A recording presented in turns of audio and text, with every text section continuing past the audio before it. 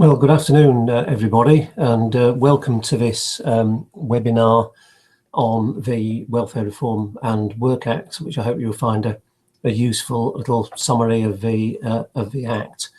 I'm Adrian Waite. I'm your presenter for this afternoon, and in a short while I'll be going through a little slide presentation for you. As I go through the slides, if you've got any questions, please don't hesitate to ask those questions.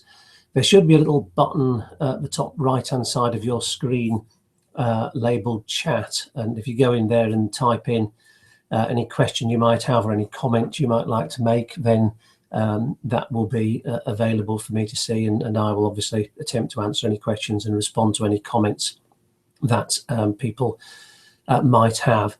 Don't worry if you want to ask a question that you think might be a bit simple and straightforward. That's no problem whatsoever. And on the other hand, don't worry if you want to ask a question which is a bit technical or complex. I shall attempt to answer whatever questions people would like to ask me. When this webinar is finished, it will be available to view online, and you should get a message notifying you of the link to do that. And I'll also email you a copy of the slides and a copy of a little briefing paper on the Act, which hopefully you will find useful as well. So that, I think, is all I need to say before getting on to look at the slides, which I shall now do. Thanks very much.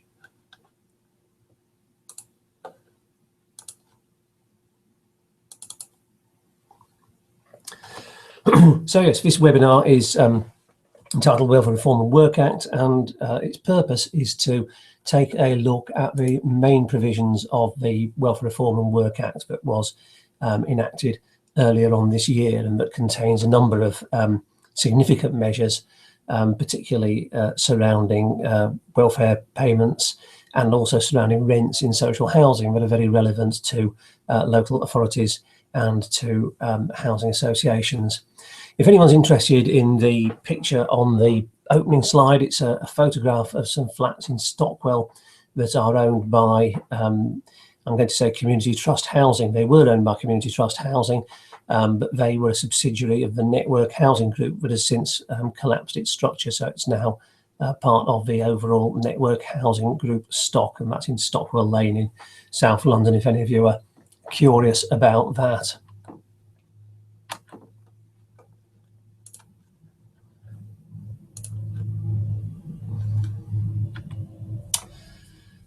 The Act has a number of sections in it, some of greater significance to us than others. It starts with a section looking at reports and makes changes to the reports that the Secretary of State is obliged to make about welfare claimants and poverty and issues such as that. It has some sections on social mobility.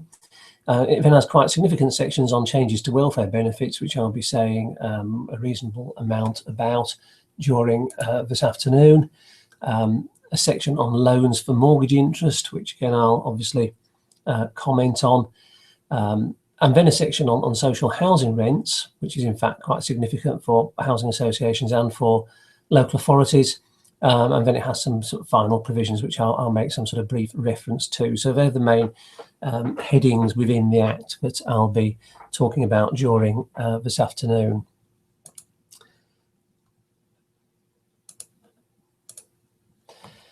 One of the significant changes that the Act brings in is reductions in the total benefit cap, which the coalition government introduced when it first came to power, on the basis that they didn't believe that anybody claiming benefits should be better off than the average person who was in full-time work.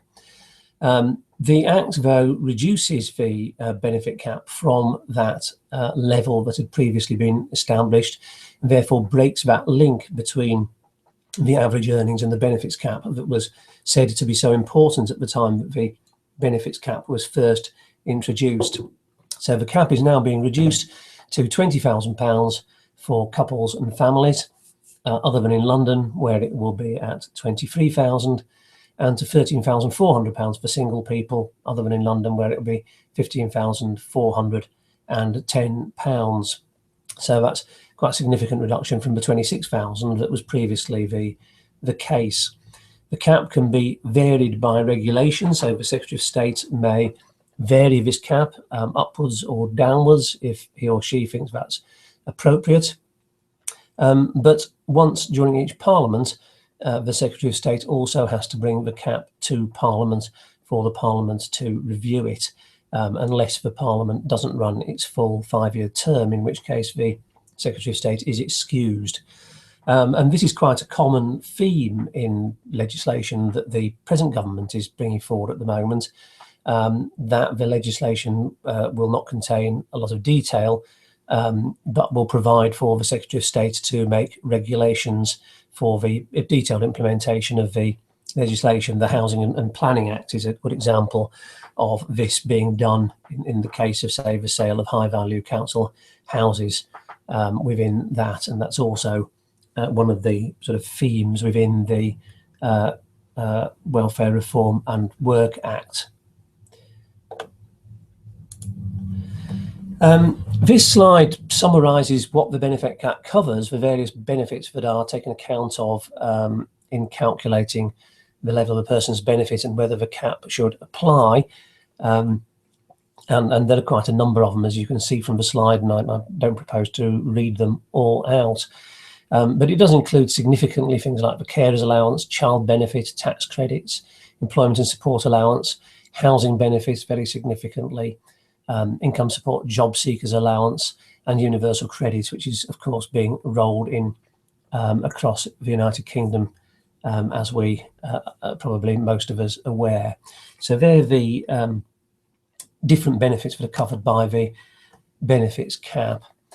And this slide looks at the government's justification for the benefits cap. A quote from Ian Duncan Smith, who was until recently the Secretary of State for Work and Pensions. And he said the benefit cap returns fairness to the benefit systems, it ensures the taxpayer can have trust in the welfare system, and it stops sky-high claims that make it impossible for people to move into work. The limit of £500 a week ensures no one claims more in benefits than the average household, and there is a clear reason for people to get a job, as those eligible for working tax credit are exempt. Over the last year, Jobs Centre Plus has targeted extra support on this specific group of people to help them find and stay in work. Universal credit will build on this, so claimants will know they are always better off in work on their own 2 feet than sticking on benefits. So that is the justification the government has for this benefits cap.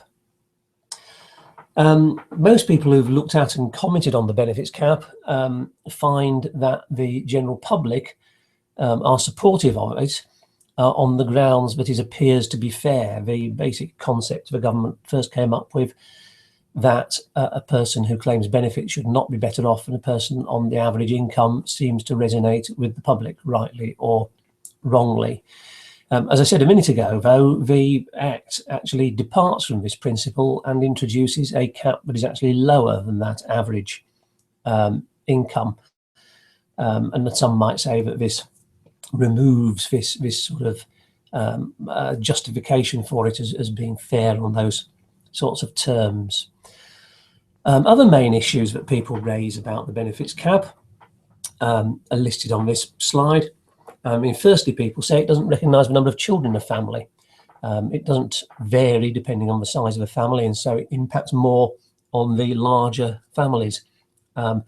When the cap was first introduced, I was expecting it to affect mainly areas with high rents.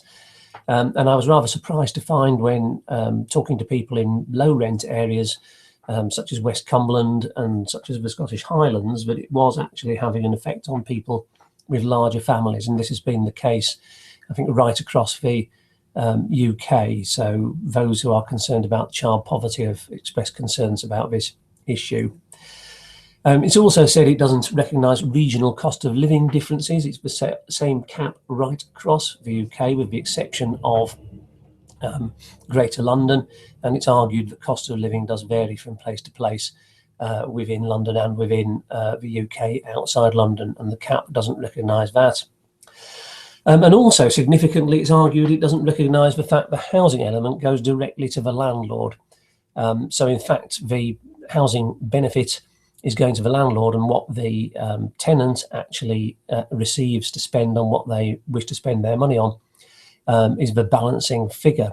So the amount of disposable income the benefits cap leaves tenants with can actually be quite low, because most of the capped amount is taken on the rent, which of course the tenant doesn't have the opportunity to reduce because the benefits cap is applied to them. So they appear to be the main effects of the benefits cap that people have pointed out. The government have done their own analysis of the impact that the benefits cap is, reduced benefits cap is expected to have on people. It calculates the caps will affect 126,000 households in the first year of the full introduction, which is 2017-18. And in those households, there will be 156,000 adults and 333,000 children, which very much links to my point about the impact of the policy being felt quite significantly on households with relatively large numbers of children in them. Of these, 92,000 households will be additional, including 112,000 adults and 224,000 children. That's additional to those affected by the cap that was in place before the Act was passed. There'll be an average benefit reduction of £63 a week, with the median being £50 a week. The average for the newly affected 92,000 will be £39 a week, while those already capped at 26,000 will lose £64 a week in total. And they obviously are quite significant amounts of money for people who are living on benefits, I would suggest. 64% of cap claimants will be single women, most of them single parents, which is again a cause of concern to those concerned about single parents, and again the children of single parents. 3/4 of those will be aged between 25 and 44, again because they're more likely to be people who are looking after children in that age group than the younger and older age groups. 94% of households in receipt of carers allowance will be exempt. And savings to the Treasury in cash terms, the government estimates, will rise from 95 million this year, where they will be reduced in phases, to 480 million in 2021, and 1.6 billion is the total amount of savings that the government estimates that they will make through these changes in the overall benefits cap. So that's what the government's own calculations are of what the impact is going to be. Here's a comment from the National Housing Federation, who've done their own calculations of the impact, and they say that their modelling suggests that the lower benefit cap could impact 205,000 households, including 68,000 living in housing association properties. They say the lower cap will impact affordability in all areas of the country, and a lower benefit cap outside London takes no account of regional variations in rents outside London. Their modelling shows that a couple with 3 children would not be able to afford the average housing association rent on a 3-bed property in any region, and that is quite a significant conclusion. Under the 23,000 cap in London, they would face a shortfall between housing benefit and rent of £27.79 a week. The weekly shortfall under a 20,000 cap ranges from £37.40 in Yorkshire to £67.35 in the South East, based on the current rent agreement. So if these figures are correct, that does call into question the affordability of housing association properties for large numbers of families with children, which is causing concern too. So that's the slides on the reduced cap. I don't know if anybody's got any questions you'd like to ask or comments you'd like to make about that. If so, please use the chat button, and I will obviously respond to anything that anybody would like to say.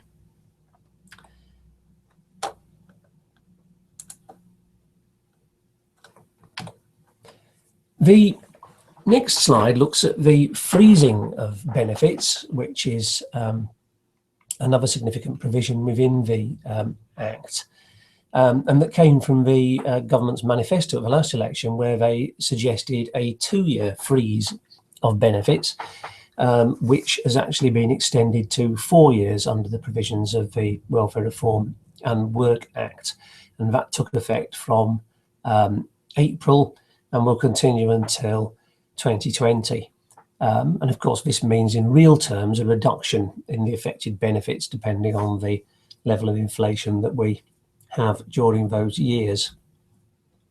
Obviously, therefore, if inflation does increase, the significance of this policy for the claimants increases likewise. Another interesting provision around freezing of benefits is that from April 2017, child tax credit will only be claimable for 2 children, which is an interesting position of the government, that they are only prepared to support families of up to 2 children, and additional children will not be able to claim tax credits, or their parents will not be, and guardians will not be able to claim tax credits. This slide shows which of the benefits are being frozen and which of the benefits are not being frozen. 3 elements included in the freeze: the main rates of income support, job seekers allowance, employment and support allowance, housing benefit, and universal credit. Not also included in the freeze, the work-related elements of the employment and support allowance, housing benefit, and universal credit, and elements of tax credits and child benefits. On the other hand, not included in the freeze are pensioner benefits, extra cost disability benefits, statutory payments such as maternity pay, and the individual element of tax credit where a person is disabled. So, as has been often noted with regard to this government's and the previous coalition government's approach to welfare, there is protection here for pensioner benefits, which is not extended to benefits for people of working age. But also, in this case, not included in the freeze are some of the disabled benefits, although by no means all of them. Many of them are included in the freeze. As I said, the benefits freeze is going to last for 4 years rather than 2. The government calculates this will result in a saving of £4 billion by 2021, mainly in tax credits, child benefit, and employment and support allowance. And what, of course, is significant about all these savings that are calculated is that while on the one hand, these might be savings to the Exchequer from making these changes, on the other hand, they are reductions in the income of the claimants by making these changes. So that's a £4 billion reduction in people's income that we're looking at here. And if you're a local authority landlord or a housing association landlord looking at things, obviously you want to look at things from the point of view of the welfare of your residents and tenants, but you also need to look at things from the point of view of your own finances. And if your tenants have £4 billion less income in their pockets, that is going to affect their ability to pay rent and to pay service charges and perhaps to participate in other ways in what you would like them to do. Some estimates here from the Institute for Fiscal Studies, who have also done some analysis of this. They say 13 million families will lose £260 a year on average. 7.4 million of them, they say, are in work, who will lose £280 a year on average, slightly more than that 260 across the group as a whole, which is interesting. A lot of benefits, contrary to what might be believed by reading the popular press, are actually received by working people, and a lot of the benefits that are being reduced are also ones that are received by working people. And they calculate an 8% real term reduction in the value of benefits between 2012 and 2019 as a result of this. And of course, if inflation were to increase, that would be a larger figure. Final bullet point here is an interesting one. It might have been expected in devising a social security system the government might have started off by taking a view as to what the minimum acceptable level of income would be. Some sort of calculation around the minimum amount that you need to live on in modern Britain, perhaps differentiated between single people and couples and people with children and elderly people and geographically, and whether you have disabilities and factors such as that. But nonetheless, here we are. This is what we think people need to spend, and that's the basic minimum they need to spend, and therefore we have a welfare system that's designed to make sure that everybody does have that basic level of income. But it's quite interesting that there is no such calculation produced by governments. There is no view they put forward in pounds and pence terms of exactly how much is the basic minimum they think everyone should be entitled to have to live on in the modern world. And I think that's quite an interesting point. Benefits are calculated with reference to various factors, but they're not anchored into any sort of view as to what the minimum standard of living is that the system is designed to support, which I think is quite a significant point. These are some calculations by the Joseph Rowntree Foundation, who looked at how much they thought people needed to maintain a minimum acceptable standard of living. And you see there on the top line what they calculate that to be: minimum income standard excluding rent, 91.5% of council tax and childcare. And there they have a figure there for single adult, working age, pensioner or couple of two children and a lone parent with one child there. They then work out what they would get in benefits on the second line of this slide, £73, 234, 266, 157 and so on. And then they look at whether the benefit system currently produces that minimum amount, and their conclusion is it doesn't. They conclude for the pensioners, the benefit system comes close to providing what they would need, 96% of it. But for the others, a single adult of working age, only 40% of what's required. And for the couple with two children and the single parent with one child, 57%. So if you were to accept the Joseph Rowntree Foundation's definition of the basic minimum income that is required, we have a benefit system that does not provide this at the moment, and the benefits cap is pushing people down, incomes down below that figure. Presumably, if someone were here from DWP, they would in some way take issue with those Joseph Rowntree figures, but nonetheless, they are the figures that the Joseph Rowntree Foundation has come up with. So that's the benefits freeze slides. A few slides now on tax credits. This was an interesting part of the Welfare Reform and Work Act, or should I say the bill, when it was going through Parliament, because as many of us will remember, there was strong opposition to cutting back on tax credits for working age people in the House of Lords, including amongst some government members of the House of Lords, and the Lords amended the bill, and the government was forced to accept the amendments in the interest of ensuring that the bill was passed. This slide's a little bit of introduction and background to tax credits and how tax credits work. There is two sorts of tax credit. Child tax credit that is available to families that are in and out of work, and working tax credit that is available to people in low paid work, which includes a childcare element. And eligibility is dependent on a number of factors, including the number and ages of the children that you have, the number of hours that people work, the childcare costs they incur, whether the adults doing the caring or the children themselves have disabilities, and the income of the family concerned. So they are all taken account of in calculating what the tax credit is likely to be. Welfare Reform and Work Bill included provision that from next April, families will only be able to claim for 2 children. Some people say this is perhaps a judgment by government as to how large your family should be. if you are living on benefits, and the government shouldn't be coming to such judgments, but the government nonetheless finds it justifiable. Disabled third children will still receive additional amount for disability though, and it will be on a rolling basis that this policy is rolled out.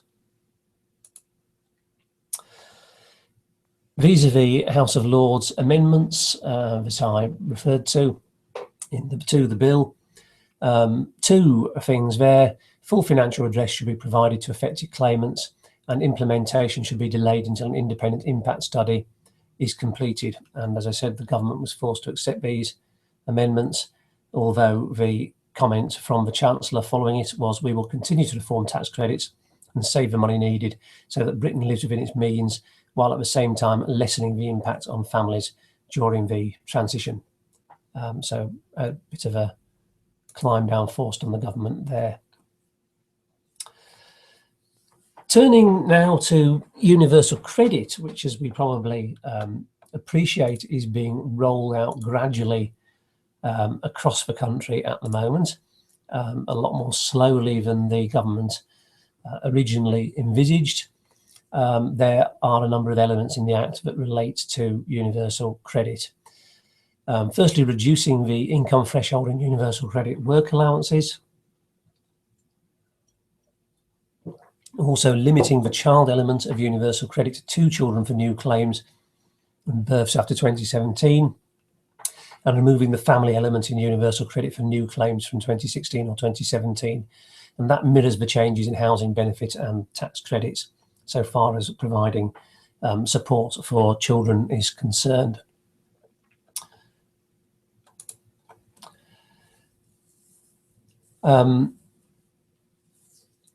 So universal credit changes.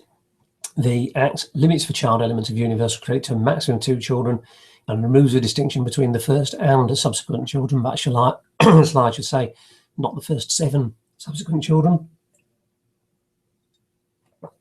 It removes the work-related activity component in the employment and support allowances. It removes the limited capability for work element in universal credit, and it changes the conditions for responsible carers in universal credit.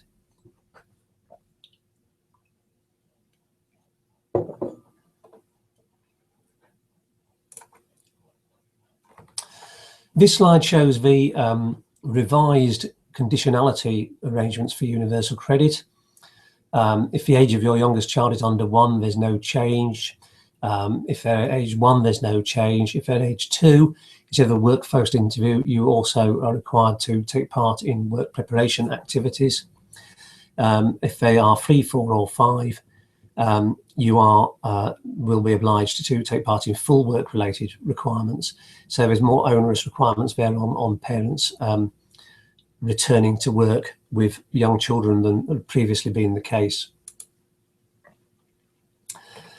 This is a comment from Stephen Kennedy in the House of Commons Library, who writes briefing papers for members of Parliament on Acts of Parliament or bills that are before Parliament, rather. And his comment on this was as follows. The introduction of the 2-child limit, and in particular the cuts to the universal credit work allowances, which are outside the bill but nonetheless related to the provisions of the Act, significantly alters the parameters of universal credit and therefore any assessment of the impact of universal credit, both in terms of gainers and losers and on work incentives. Under the budget proposals, work allowances are abolished completely for non-disabled households without children and reduced for most other groups. The Institute for Fiscal Studies estimates that as a result, just over 3 million families will lose an average of just over £1,000 a year. It also reduces the incentive on the first earner in a family to enter work. So that was the comment from Stephen Kennedy in the House of Commons Library. Another element of the Act was to introduce loans for mortgage interest. In the past, the income support would provide support for mortgage interest payments for benefits claimants. That is now no longer going to be the case, and instead claimants will be eligible to receive loans that will be secured on their houses and on which interest will be charged by the government when a person's financial situation improves. And that will be available for people on income support, job seekers allowance, employment support allowance, state pension credit, and universal credit. So there will be these new loans for mortgage interest coming in.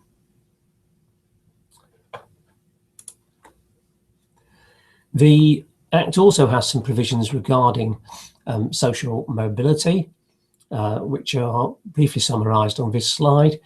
It amends the Child Poverty Act 2010 to become a Life Chances Act. It removes income-related targets and replaces them with new measures to improve the life chances of children.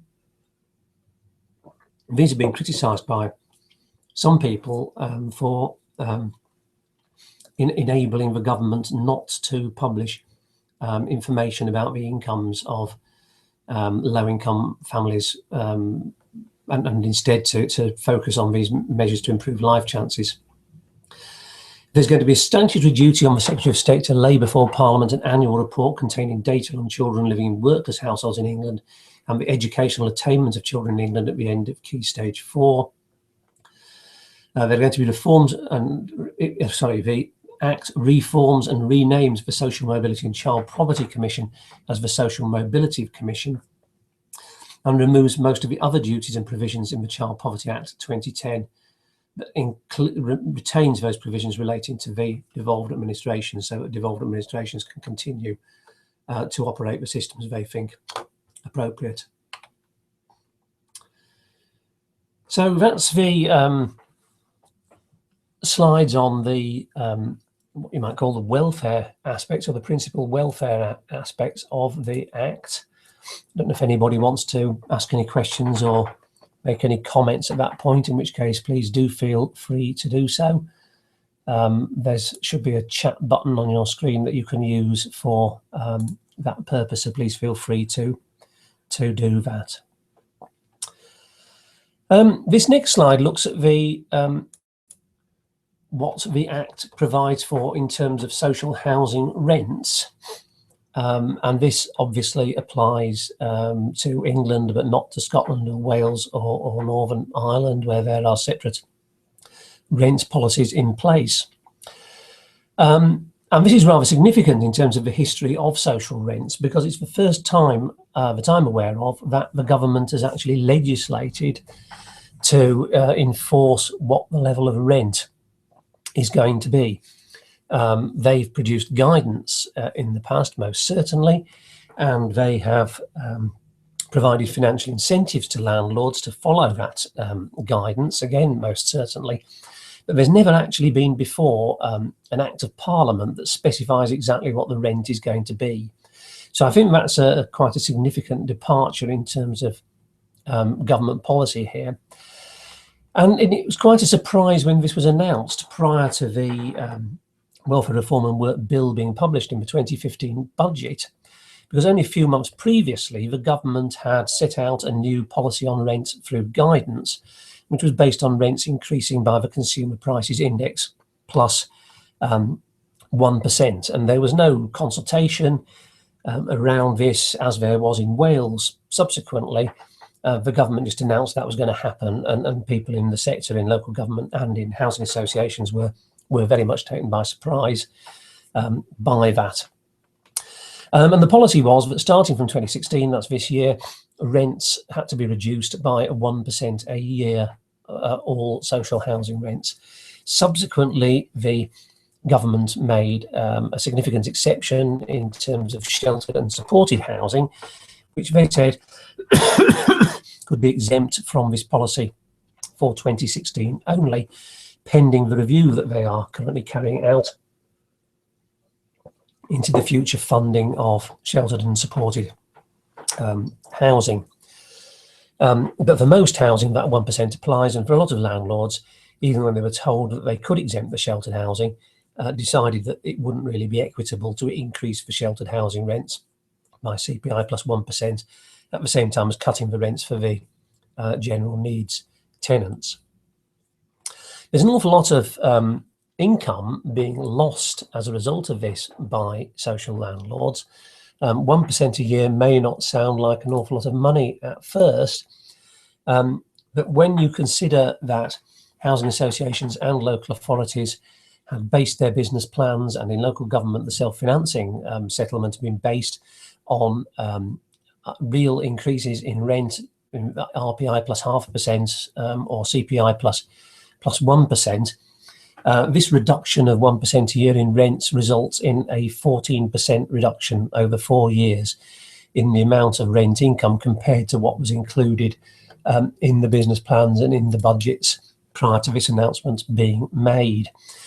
So that's had quite a significant impact, and is having quite a significant impact on the income of housing associations and on the income of local authorities.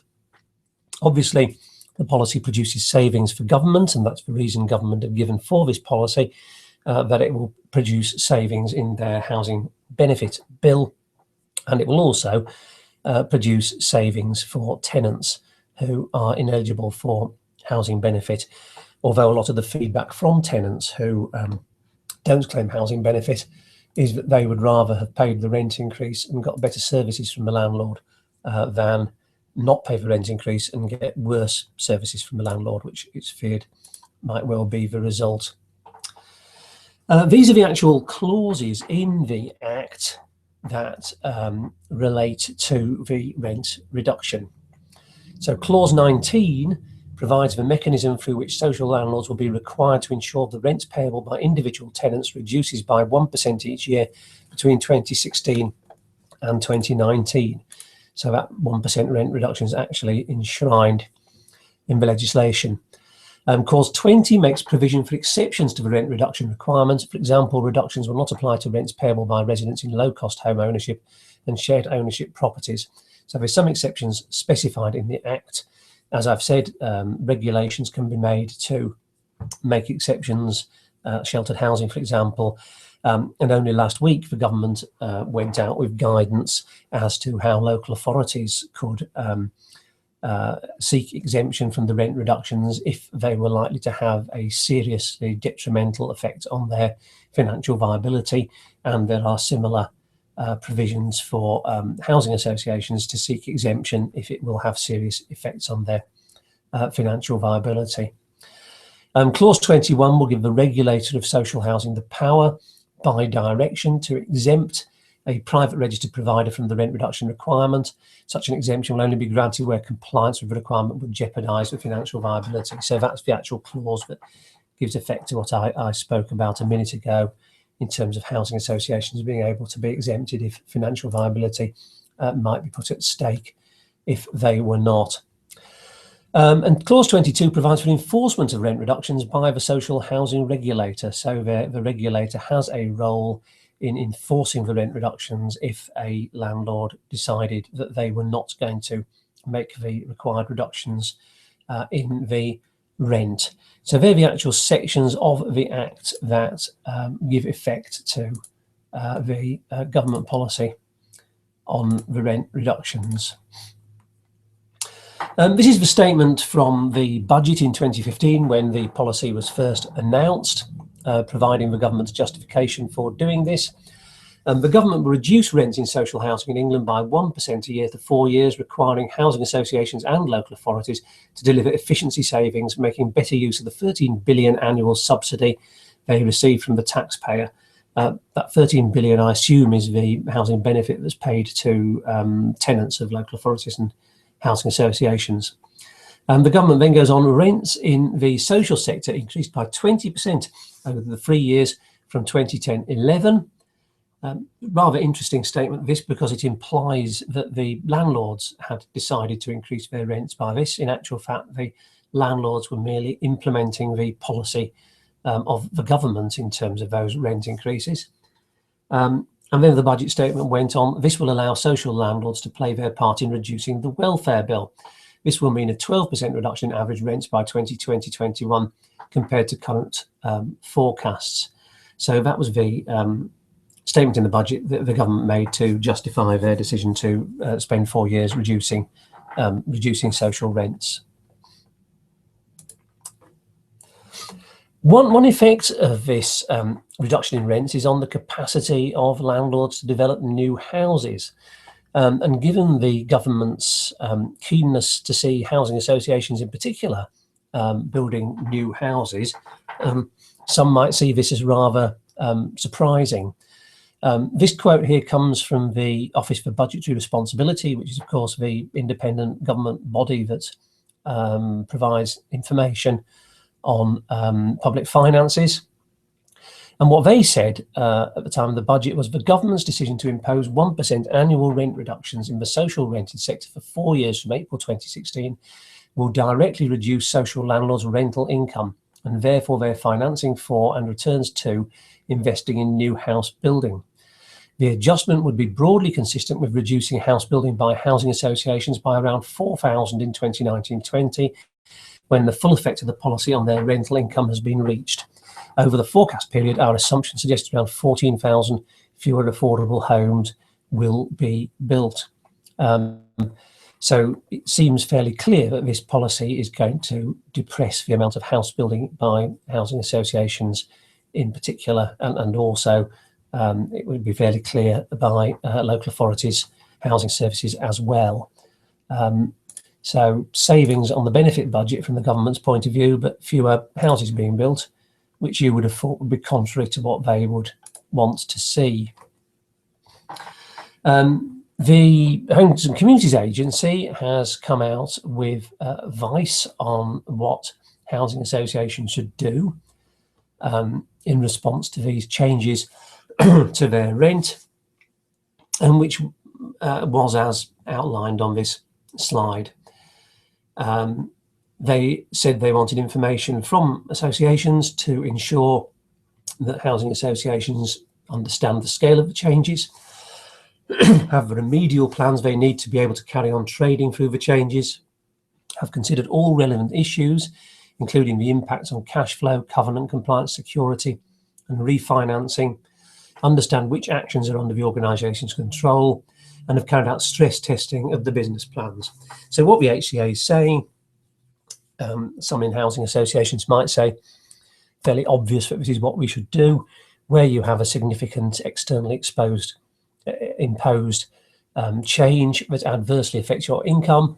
You need to understand the effect it's going to have on the organisation. You need to understand the impact it's going to have on you. You need to therefore have strategies in place to deal with that loss of income. And housing associations are cutting back on management costs, cutting back on maintenance costs, cutting back on development programmes to ensure that they continue to be viable with these reductions in rents. And local authorities similarly have been revising business plans to make sure they continue to have viable housing revenue accounts despite the reductions in the rents. The National Housing Federation had a bit of a look at the effect these rent reductions are likely to have on borrowing capacity and on capital financing costs. They calculated that the borrowing capacity of housing associations across England would be reduced by about £3.9 billion a year, which is quite a lot of money. Ultimately, according to Savills, who were commissioned by the National Housing Federation to do some research, the borrowing capacity of housing associations would be reduced by £28 billion. So that is, again, quite a significant reduction in borrowing capacity and therefore development capacity of the housing associations as a result of these reductions in the rent. And we've already seen increased interest rates around housing association bonds as a result, presumably, of this reduction in the income that the housing associations are facing. On the local authority side of the shop, the Local Government Association and Chartered Institute of Housing have looked at the effect on local authorities. They calculate 2.6 billion loss of resources over 4 years, rising to 40 billion over 30 years, equivalent to 60% of maintenance budgets, and reducing the capacity to build by about 19,000 homes, which again are quite significant figures. And also on this slide, a little quote from Gary Porter, the leader of the LGA at the time that he said this, and still is leader of the LGA, I think. It is vital that these costs are considered by the government as part of the wider debate of council funding to avoid the capacity of councils and housing associations to invest in this much needed housing being put at risk. So concern there from within the Conservative Party as well as within the housing sector about the impact these rent reductions are having on the capacity of local authorities and housing associations to deliver new homes.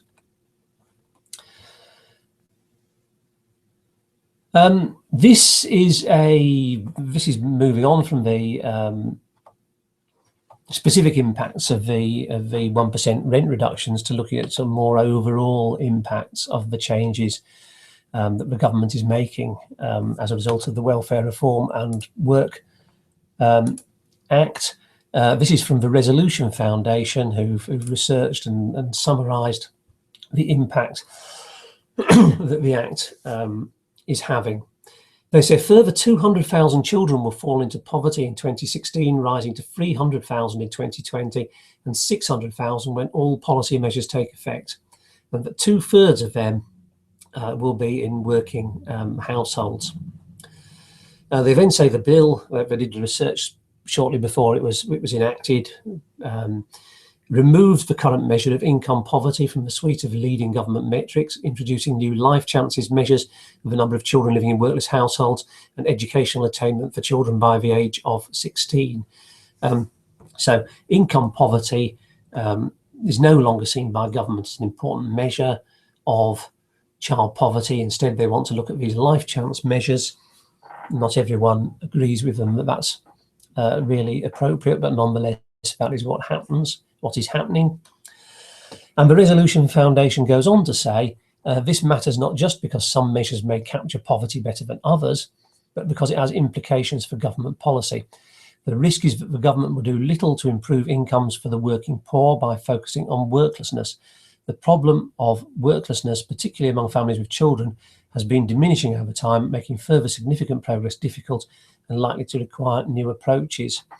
So their criticism of the government's approach is to say the government is moving away from looking at the incomes of low-income households and measures of poverty surrounding incomes and child poverty surrounding incomes to measures that are based on worklessness. The assumption being, the government seems to assume that the problem is worklessness, and that if you can only get parents into work and guardians into work, that will help us with poverty issues, including child poverty issues.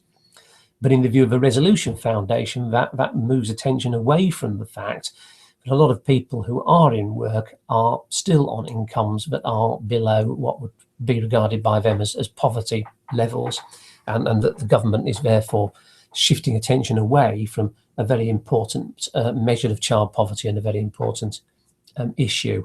Well, that at least is their view on all of this.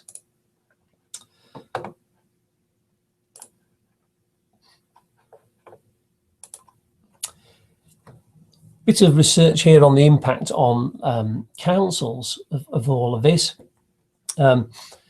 Recent survey of councils, senior managers, 95% said welfare reform will cause a drain on the council's finances, especially in housing, social care, revenues and benefits, and customer services.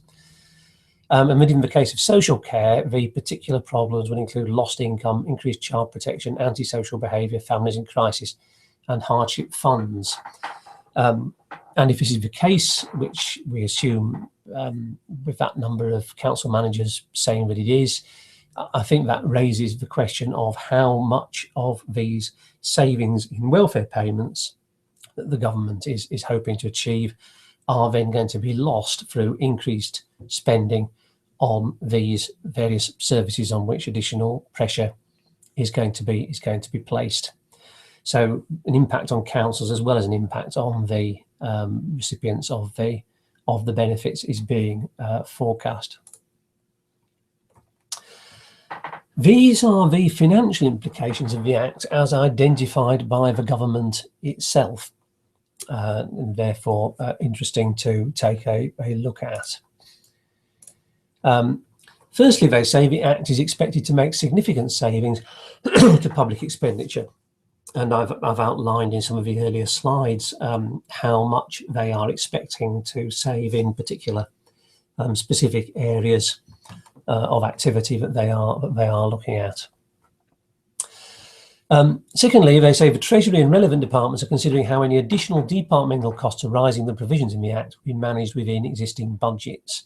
So they're acknowledging here the Act might have an impact on increased need in, say, social care, and they say they're considering how to deal with the results of that. The loans for mortgage interest provision will create a charge on public funds. The government acknowledges this. Any other additional costs arising from provisions in the Act will be funded by the government and will not impact on public funds, they state. I think there are those in local government, for example, who might dispute whether that money is actually going to be made available. And finally, the duty to report on troubled families will give rise to additional public spending. The duty to report on children living in workless households and educational attainment may also do so, and so may the new functions of the Social Mobility Commission, as the Commission is publicly funded. So there's a recognition of increased costs there as a result of the Act.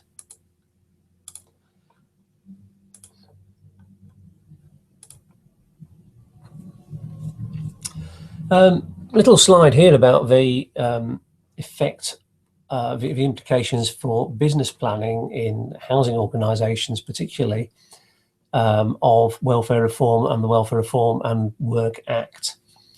The Act contains a number of provisions, and these need to be looked at alongside other changes that government is making through the Housing and Planning Act and in other ways, and other pressures that there are on services that we need to work with alongside the implications of the Welfare Reform and Work Act. So there's a list here of the sort of things that people need to consider if they're looking at housing business plans within local authorities or housing associations. Increased rent arrears and bad debts. If your tenants have got lower incomes, haven't got benefit that is going to cover the whole of their rent, is that going to result in more rent arrears and more bad debts? I'm certainly not going to result in any less rent arrears and bad debts, so that's something to consider seriously. Change demand for properties. You know, with younger people losing out on benefits, with the under occupation penalty, meaning that benefits are reduced for under occupying premises, people who under occupy their houses, with reduced rents, with housing benefit cap, with freezes on housing on benefits. Demand for properties might change. Some properties might see increased demand, other properties might see reduced demand. For example, larger properties might see reduced demand. So will there be increased turnover, increased voids, perhaps a need to dispose of some classes of properties, and on the other hand, increased demand for some others. Increased cost of rent collection, legal fees and enforcement. I mean, particularly with direct payment of rent to tenants, I think there's bound to be increased costs of rent collection to a greater or lesser extent. And again, with increased financial difficulty amongst tenants, increased cost of rent collection, legal fees and enforcement likely. If there are more voids, it's quite likely that there will be more of a need to spend on maintenance, and perhaps that should be factored into budgets. Increased transactional costs with direct payments, with the increased need for advice to be provided to tenants by their landlords and by their local authorities, and by digital inclusion, particularly as part of universal credit. And very important to think that there are a number of changes in policy that are all impacting simultaneously on housing associations and on local authorities. I've mentioned the rent reductions, which came in as part of the Welfare Reform and Work Act. There's also elements of the Housing and Planning Act, right to buy for housing association tenants, pay to stay for high income tenants, and the sale of high value council homes, that is going to have a significant impact on people's business plans. And then there's all the things that are outside government control, like demographic change as well. So I think it's very much a time when people are examining and re-examining business plans at the moment to ensure continued financial viability.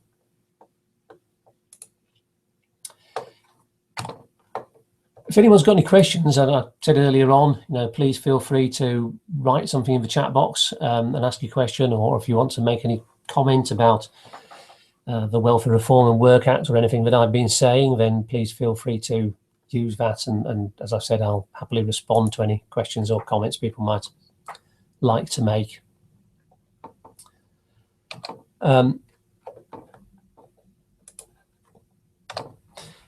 Little bit here about welfare reform in Wales. Welfare is not a devolved function in the United Kingdom, generally speaking. So the welfare reforms that the United Kingdom government is introducing apply also in Wales, Scotland and Northern Ireland. Housing, though, is a devolved matter. So on the whole, the UK government's housing reforms apply only to England, such as the rent reduction. In practice, though, I think it's rather difficult to operate housing policy and welfare policy totally independently. And so the Welsh and Scottish governments, for example, have found themselves managing a housing policy without being able to manage the housing welfare policy, which has created some difficulties. And in Scotland, there is now the Scotland bill in progress, which is devolving additional responsibilities over welfare to the Scottish government. The same is not happening in Wales, where there continues to be this involvement of the UK government on welfare policy largely.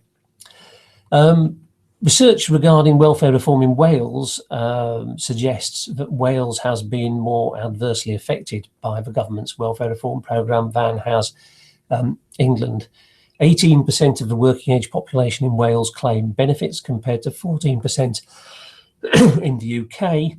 So in relation to the size of the country, there's more welfare expenditure, particularly around working age people. Welsh incomes have been reduced since 2014-15 by £590 million as a result of welfare reform. Obviously has a significant effect on claimants, on their landlords and on the economy in general. Disability living allowance, which government is replacing with personal independence payments, has resulted in £183 million being lost by 42,000 people in Wales, for example. The Welsh government, besides letting its views be known, can't really do a great deal about these welfare changes. But what it has been doing is increasing budgets for advice services and increasing funding to local authorities in Wales for advice services for people who wish to claim benefits or whose benefit entitlements are in the process of changing. So most of those welfare provisions I've talked about apply in Wales, the big exception, of course, being the rent reduction, which does not. Interestingly enough, the Welsh government consulted with Welsh local authorities and housing associations on whether there should be a reduction in rent in Wales similar to that in England, and in the light of the responses they received, decided not to go ahead with that and to continue with existing rent policies, which is a consultative approach, which is in sharp contrast to that which was found in England, which is an interesting comment on the different approaches of the government, as well as the different policies of the Welsh and United Kingdom governments on housing and welfare issues. I thought it might be useful, as well as talking about the Welfare Reform and Work Act, to make a couple of comments about, or a few comments on some other welfare-related issues that are connected with the provisions of the Act, though not actually within it. And so I've listed a few of these on this slide for us to note before we finish this afternoon. I mean, firstly, the withdrawal of housing benefit from 18 to 21-year-olds. This is being done not as part of the Act, but through regulations that the government is able to introduce. There was a lot of comment leading up to this actually being done from government ministers about their view about younger people having housing benefits, which I'll say a bit more about. Secondly, on the slide, capping housing benefit at local housing allowance levels. This is a proposal from government that housing benefits in the housing association and local authority sector should be capped at local housing allowance levels. The government view is that this is fair and reasonable because this would put local authorities and housing associations and their tenants in the same position as the private sector landlords and their tenants with regard to this. The problem that's been flagged up, though, by a lot of housing associations and local authorities is regarding sheltered and supported housing. The problem here is that in sheltered and supported housing, you have significantly higher rents than you have in general needs housing because of adaptations to the buildings and because of services that are provided to the tenants in addition to those that you'd normally expect general needs tenants to get. And as a result, the rents are significantly higher.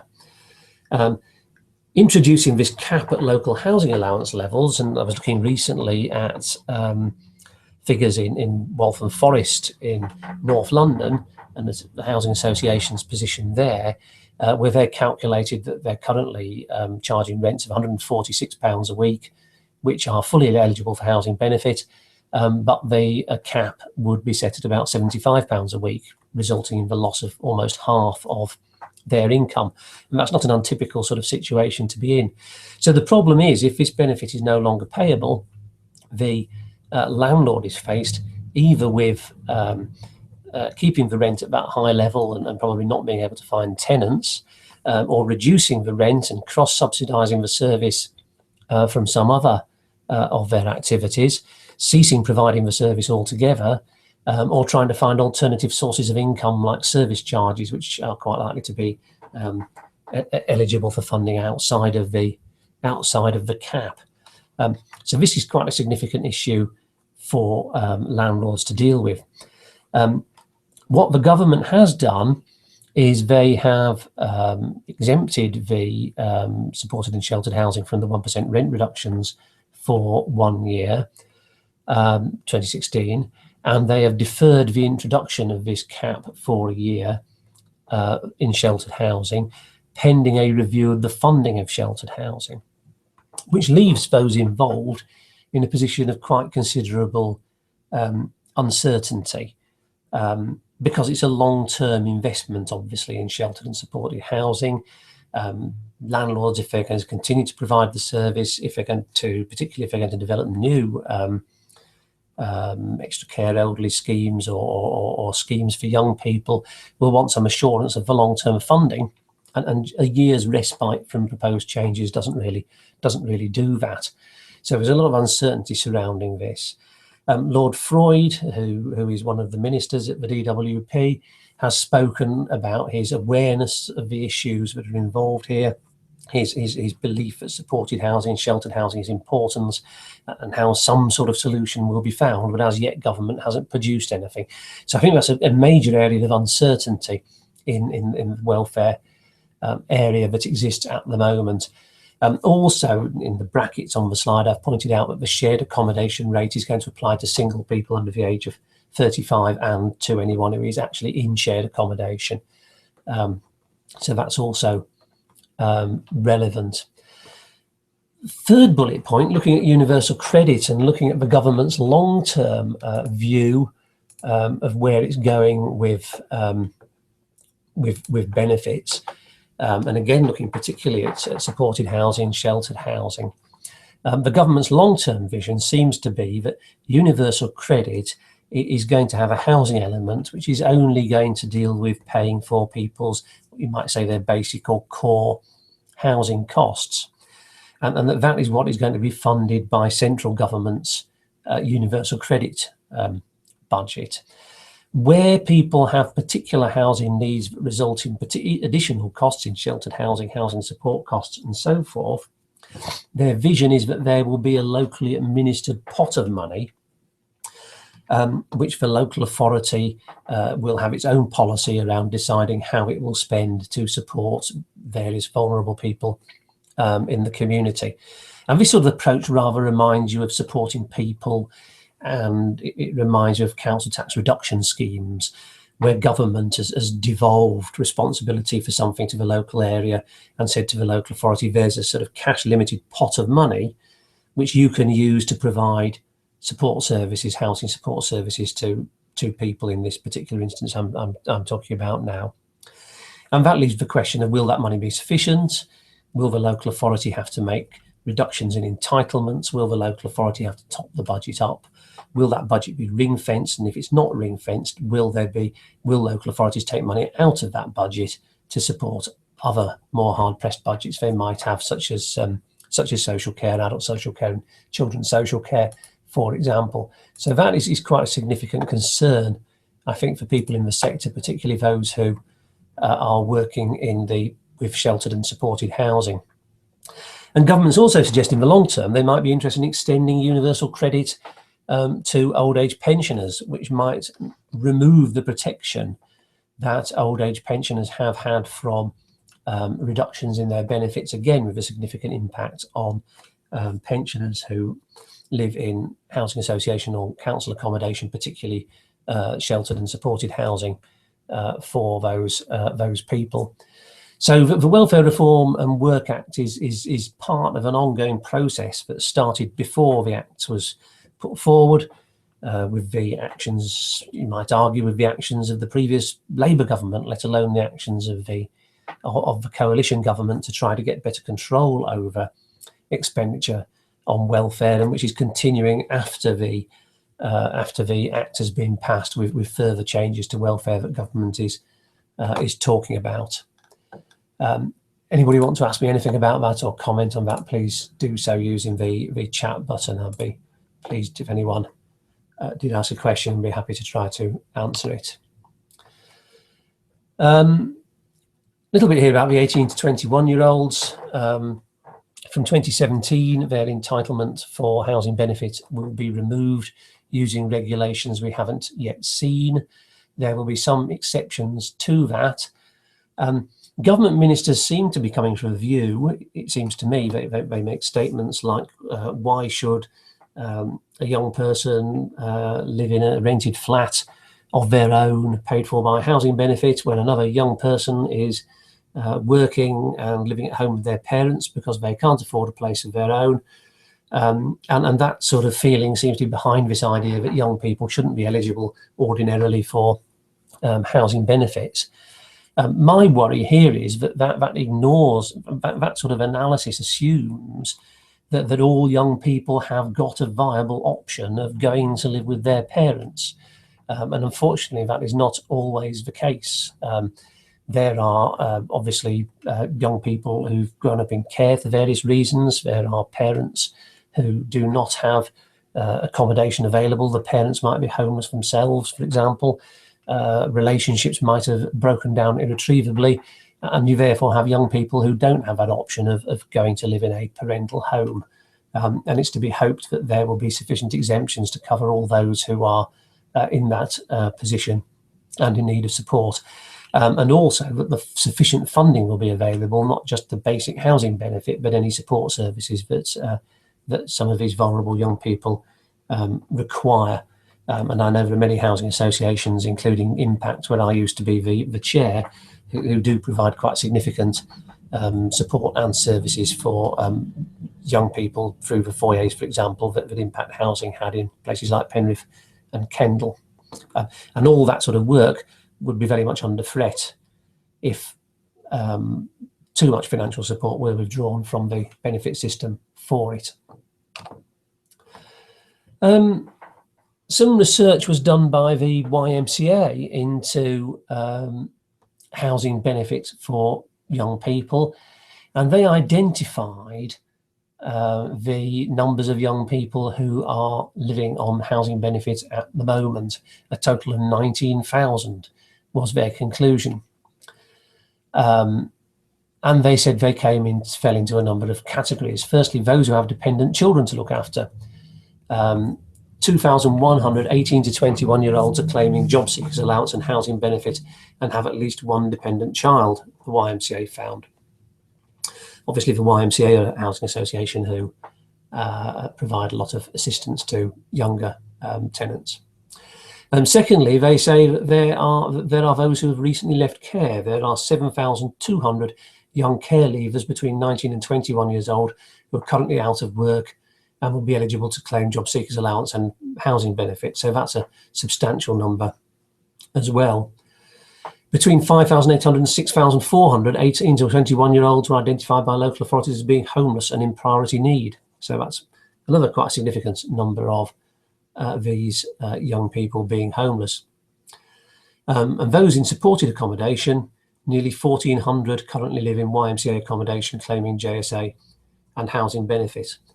So that's quite a large number there, and quite a lot of those young people not in the position that ministers sometimes describe of choosing to live in a rented flat when living in the parental home was a perfectly viable option for them. Governments have suggested certain groups of young people who would be entitled to continue in future claiming housing benefit, and they're identified on this slide here. Firstly, vulnerable young people, but they've yet to define what they mean by vulnerable. So we don't know whether vulnerable is going to be tightly defined or broadly defined, and how many young people will meet that criteria. Those who've been in work for 6 months before making a claim, parents, they haven't specified here whether they have in mind single parents or couples, and those who may not be able to live with their parents, although they've yet to produce a test of whether you are or are not able to live with your parents. So how broadly that is going to be defined has yet to be decided. This is the comment from the Chief Executive of the YMCA, having looked at all these issues.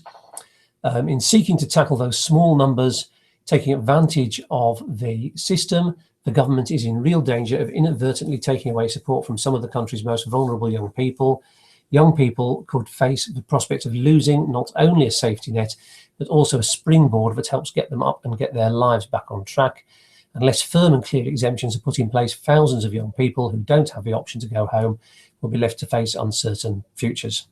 So that was the conclusion that was drawn by the YMCA following their research.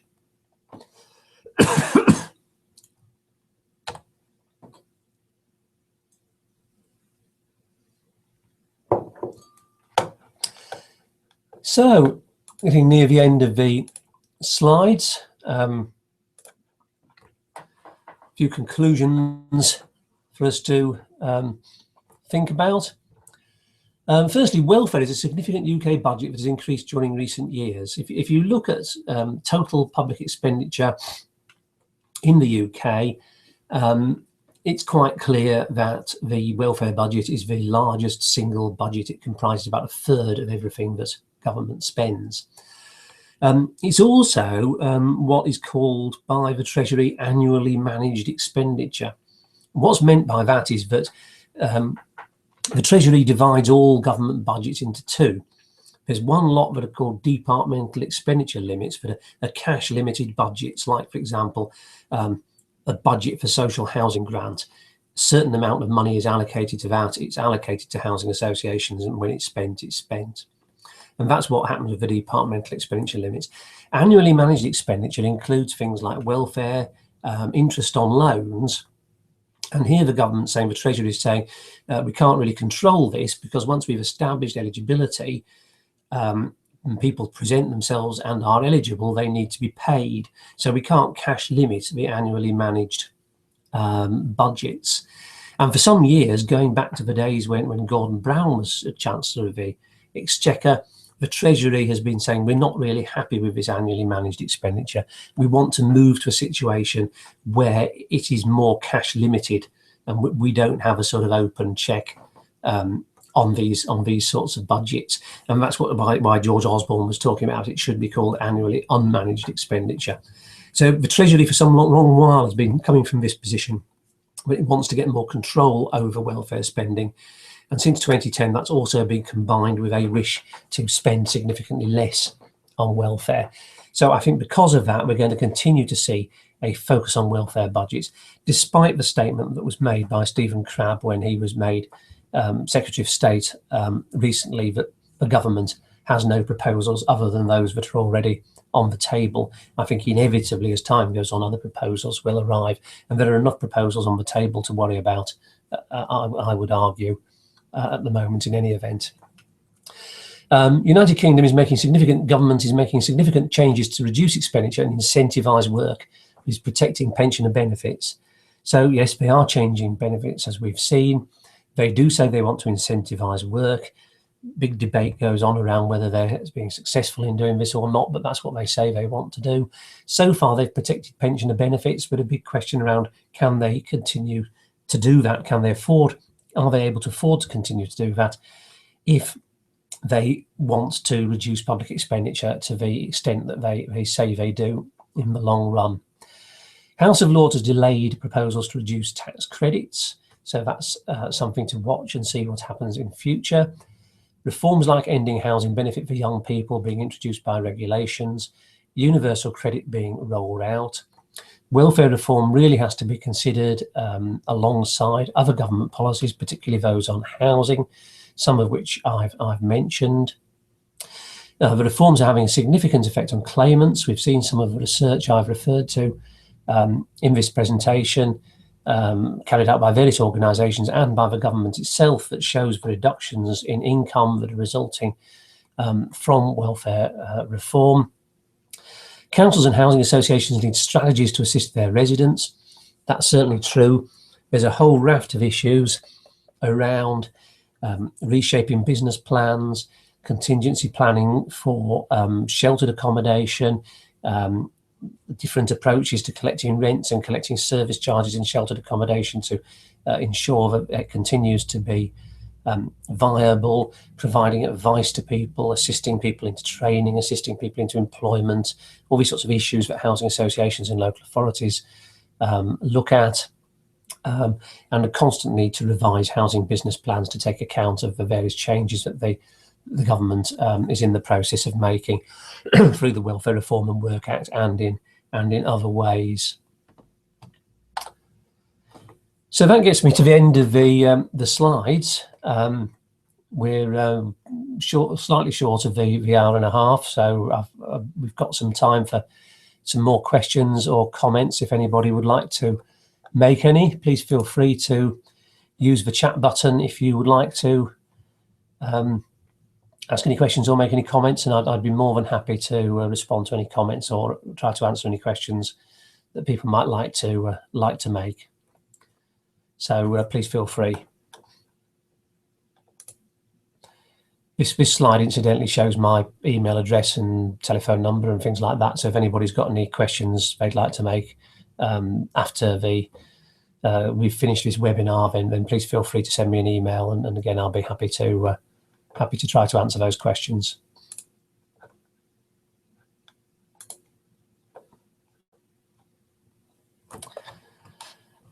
Well, there don't seem to be any questions coming through, so in that event, I'll finish there.